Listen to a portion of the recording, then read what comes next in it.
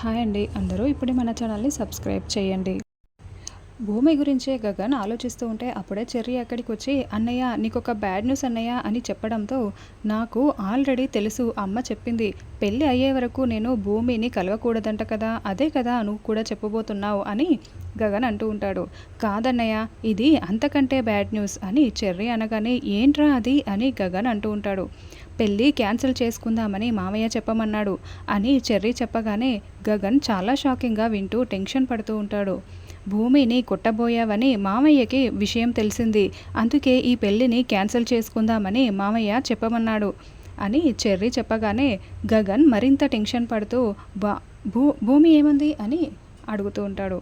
సరే నాన్న మీ ఇష్టం అన్నీ చెప్పింది అని చెర్రీ చెప్తూ ఉంటాడు. దాంతో గగన్ మరింత బాధపడిపోతూ రేయ్ ఇన్నాళ్ళు నా ప్రేమ కనిపించలేదా అని గగన్ ప్రశ్నిస్తూ ఉంటాడు.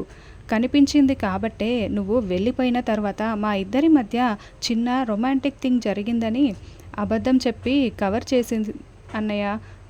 భూమి నిజం చెప్పి ఉంటే ఈ పాటికి ఏం జరిగి ఉండేదో నీకు అర్థం కావడానికే పెళ్ళి ఆగిపోయిందని నీకు అబద్ధం చెప్పాను అని చెర్రీ చెప్పడంతో ఇది అబద్ధమా అని గగన్ కాస్త రిలాక్స్ అవుతూ ఉంటాడు.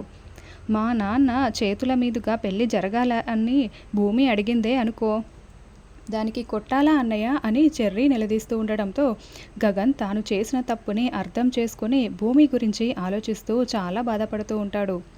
నువ్వు అలా కొట్టబోయినందుకు భూమి చాలా బాధపడుతోందన్నయ్య అని చెర్రీ చెప్పడంతో అవును నేను చేసింది తప్పే, అలా చేసి ఉండకూడదు అని వెంటనే గగన్ భూమికి ఫోన్ చేస్తూ ఉంటాడు.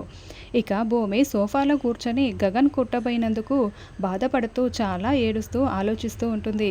ఇక గగన్ ఏమో ఫోన్ మీద ఫోన్లు చేస్తూ ఉంటాడు.